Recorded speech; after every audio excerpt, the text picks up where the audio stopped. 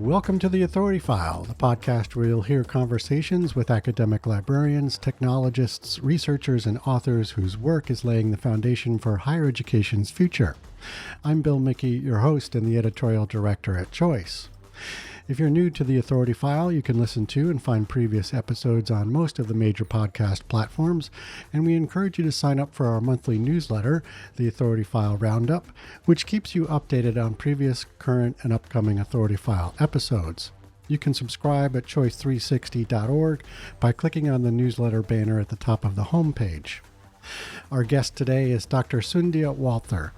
Dr. Walther is a Presidential Fellow in English at the University of Manchester in the UK. She is also the author of the recent book, Multispecies, Modernity, Disorderly Life in Postcolonial Literature. The title examines relationships and interactions between humans and animals in the context of post-colonial India. This time and place configuration is important because it situates Dr. Walther's work in a context that is very different than the early years of animal studies research, which derived from a Western philosophical lineage. During this four-part series, we'll explore a range of topics from Dr. Walther's book, including how post-colonial India context advances the study of human and animal interaction, Hindu nationalism's influence on India's relationship with the natural world, and why modern life isn't as orderly and manufactured as we like to think it is. This series is brought to you with support from Wilfrid Laurier University Press.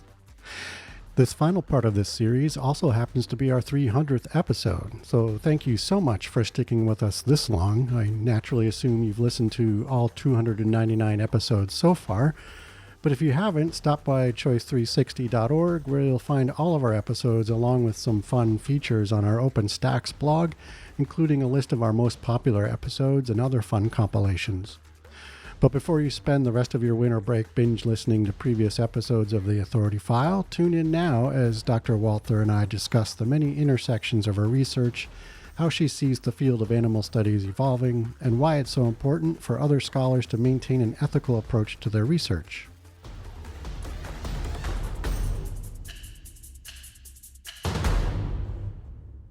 So you note that animal studies have some limitations that should be tested. I mean, can you sort of talk about some of those boundaries and limitations that you're pushing against?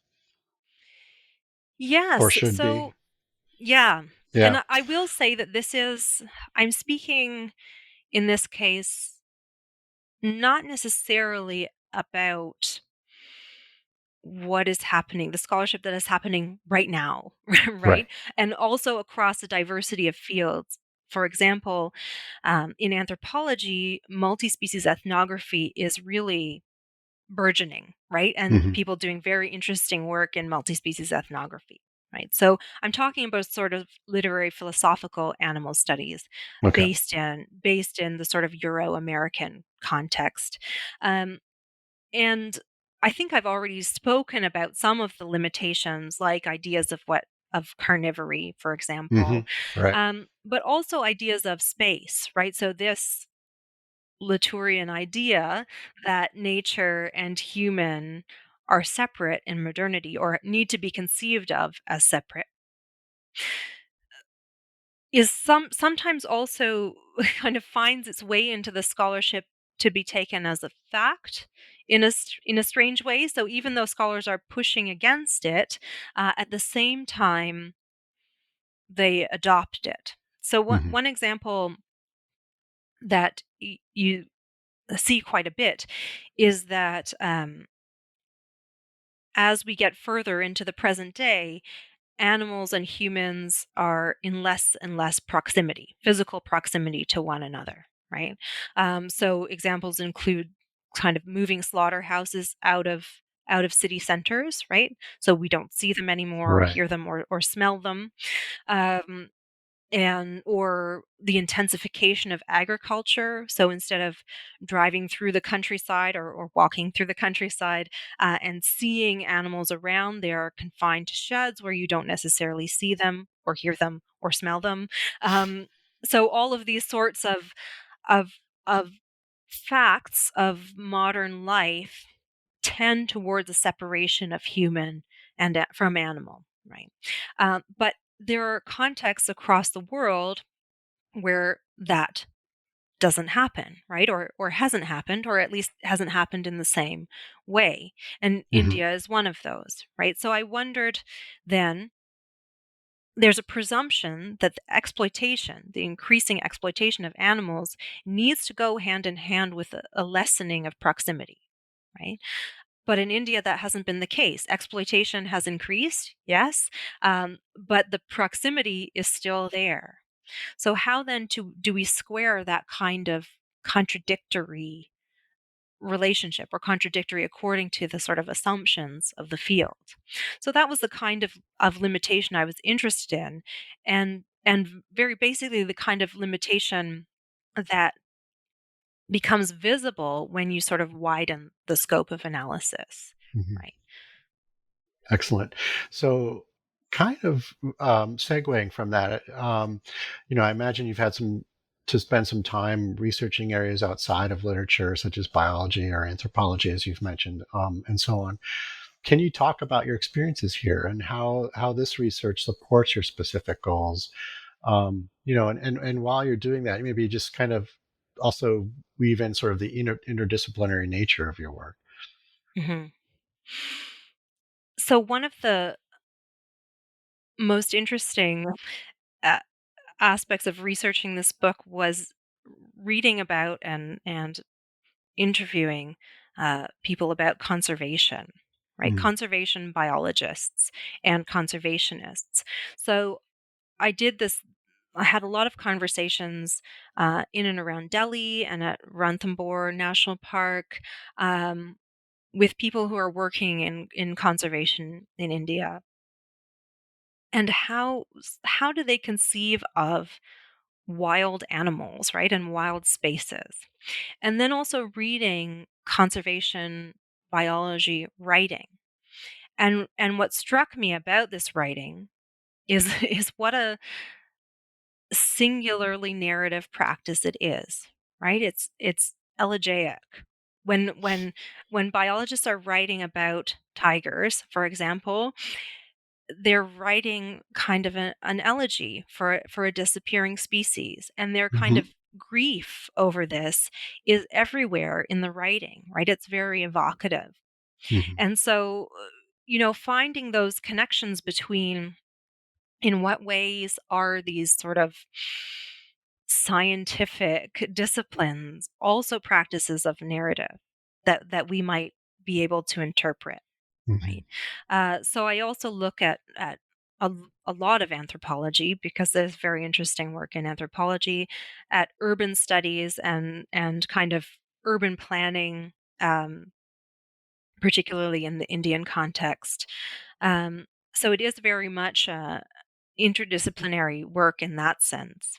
Right. One of the coolest things I got to do was go to the Manchester Museum, because I have a part in the book about taxidermy and the kind of colonial and post-colonial practices of taxidermy. And I got to go to the storage, the taxidermy storage at the Manchester Museum. So not just to see what's on display, but also to see the hundreds and hundreds of taxidermy animals they have stored on shelves. And it's just, I think there are a few things more uncanny than seeing that. And this sort of this they had one Bengal tiger on display, beautiful, huge, fierce pose, and one in the back that was so threadbare and tatty and worn out and like Mhm. small, and that tiger had been taken around for years to local schools for educational displays and was just worn out and had been retired to this storage thing, and it was just so strange, right? Taxidermy is strange anyway, but I think seeing taxidermy as this kind of practice of creating stories about what animals are and Mm, how we relate to them, um, is, from this interdisciplinary perspective, was so fascinating to me. yeah. Yeah, I was just as you were describing the story with the museum out, and you mentioned how they chose to put the Bengal tiger in a sort of Mhm. fearsome pose. Like Mhm. like I immediately started thinking like, why did they do it that way? Like, why Yeah. couldn't the tiger have just been, Mhm. standing naturally, or walking, or why did it have to be in a scary kind of position? Yeah. Yeah. Um, so obviously there's a lot of intersections in your areas of research. As our relationship to the natural world continues to change, how do you see animal studies evolving? Hmm. That's a great question because I think animal studies had a moment that is perhaps fading now, in favor of what might be described as sort of a more capacious field of environmental humanities. Right? Yeah. And I think that what I do is environmental humanities, with perhaps an animal focus. Um, so I see animal studies evolving into a more broadly ecological field. And by that I mean ecological in the sense of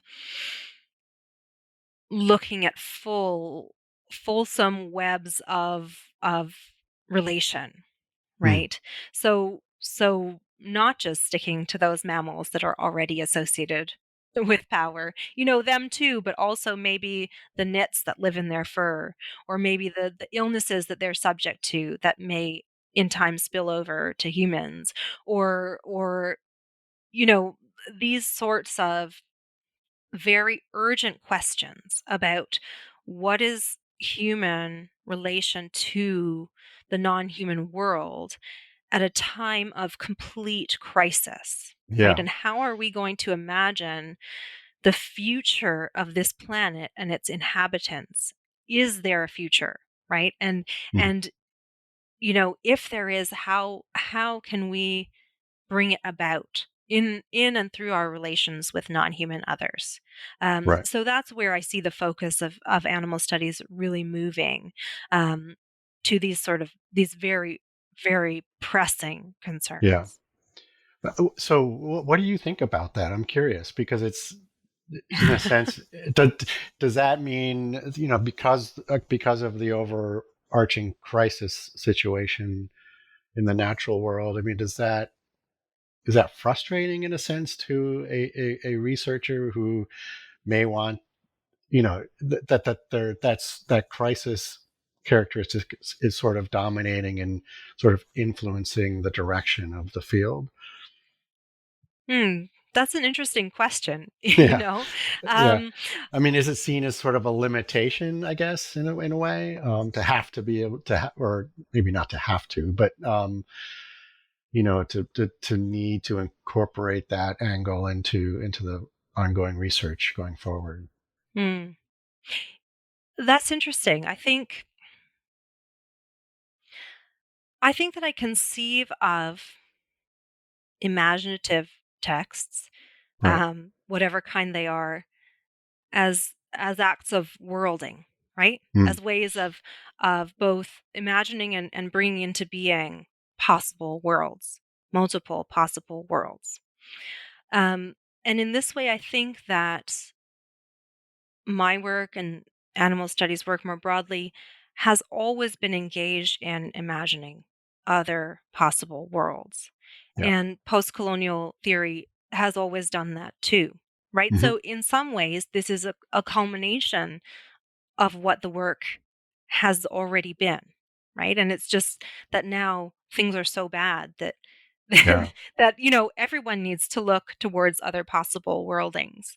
Um, so it's quite validating in Yeah. that Yeah. way, but at the Yeah. same time, I of course, I wish it weren't the case. Hmm. I wish it weren't the case that we were in this crisis of planetary futures. Um, and yet we are, and I think that environmental humanities is in a position to contribute really vitally to Hmm. those questions, right? Yeah. Because we Yeah. think about these problems of worlding in ways that perhaps have been neglected to our cost, Hmm. right? Yeah. So basically, I think, I wish it weren't the case, but I think we have things to contribute. Yeah, yeah, excellent. That's nicely said. So I'm wondering if you could talk a little bit about what is meant by, quote, the ethics of reading. Hmm. Hmm. Why is it important to adopt this perspective, particularly with animal studies? Hmm. Yeah, well, I think that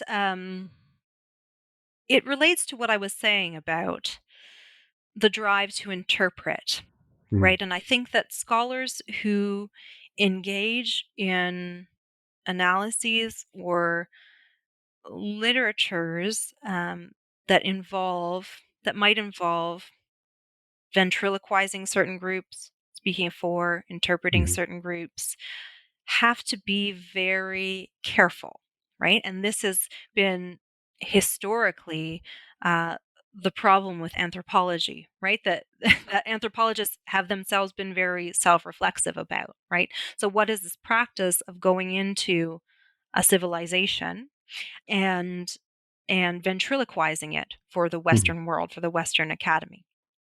It's an obvious problem with anthropology that anthropology continues to address as a mhm. field, right? Right.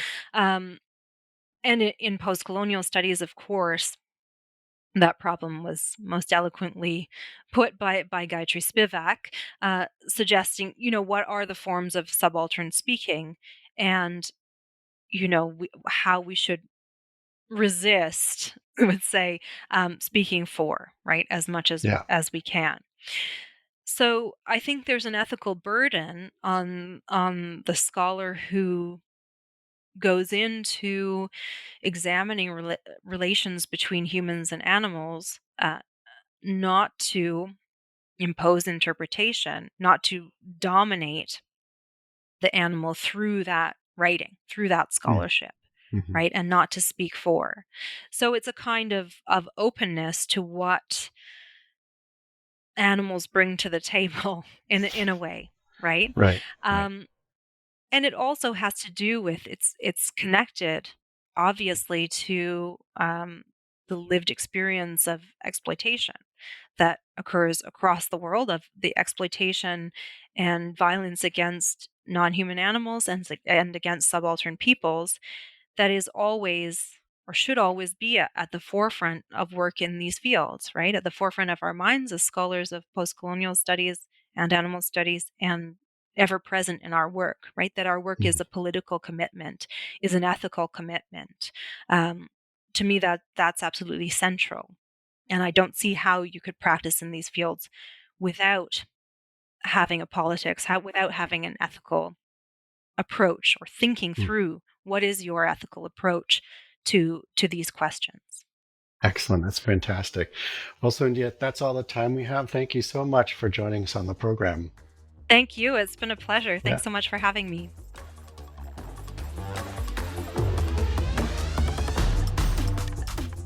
You just heard from Dr. Sundhya Walther, a presidential fellow in English at the University of Manchester and author of the recent book, Multispecies, Modernity, Disorderly Life in Postcolonial Literature. This 4-part series is brought to you with support from Wilfrid Laurier University Press. As always, underwriting opportunities for the Authority File podcast are directed by Choice's advertising manager, Pam Marino, and all of our episodes are produced and edited by Choice's digital media producer, Sabrina Kofer, with support from digital media assistant Ashley Roy. That's all for this week. Thanks for joining us.